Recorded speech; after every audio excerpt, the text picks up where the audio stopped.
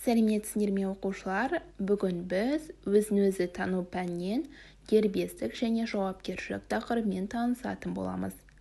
Бүгінгі сабағымыздың құндылығы дұрыс әрекет. Бүгінгі сабағымыздың қасиеттері дербестік және жауапкершілік. Бүгінгі сабақта сендер дербестік және жауапкершілік ұғымдары туралы түсінік аласыңдар, дұрыс әрекет жасауды ұғынасыңдар. Бүгінгі сабағымыздың дәйек сөзі жауапкершілікті сезінуден жан атаулы биіктейді. Стефан Цвейг. Қане, осы дәйек сөзді бірге қайталайық. Жауапкершілікті сезінуден жан атаулы биіктейді. Оқушылар, осы дәйек сөзді қалай түсінесіздер?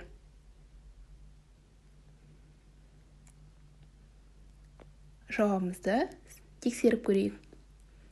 Жауапкершілік адам бойындағы белгілі бір істі өзіне тапсырылған міндетті орындап, жүзеге асыруынан байқалатын адамгершілік қасиет. Әр істі жауапкершілікпен орындау арқылы тәртіпке, ізгі қасиеттер мен жақсы әдеттерді бойға сіңіруге болады. Ал дербестік деп отырғанымыз алдына мақсат қоюға көмек беретін және мақсатқа жету жолдарын таба білетін, қабылдаған шешімдерді орындай алатын адамның қасиеті. Дербес адам туындаған жағдайларды өз білімімен, сенімімен, қабілетімен шешуге тырысады. Енді сіздерге тапсырма. Жауапкершілік пен дербестік қасиеттері байқалатын іс-әрекеттерге 3-4 мысал жаз. Мысалы, мұғалімнің берген тапсырмасын уақытында орындау әрекеті арқылы жауапкершілік қасиетті байқауға болады. Тапсырманы ешкімнің көмегінсіз оқушының өзі орындауы дербестік қасиетті байқатады екен. Енді қазір өзіміз дәл осылай 3-4 мысал жазамыз.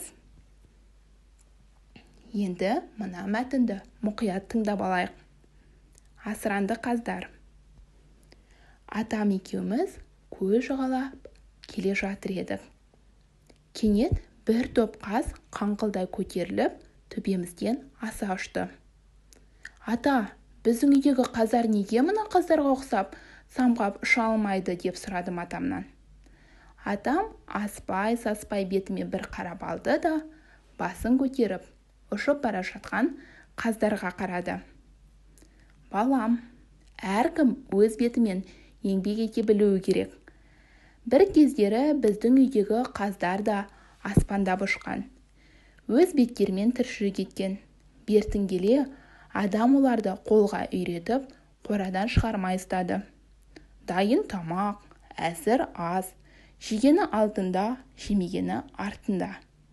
Егер өз бетіңмен еңбек етпей, көп қимылдамай, үнемі біреуге иек арта берсең, сен де асыранды қаздарға ұқсап, бойыңдағы бар қабілетіңнен айырыласың.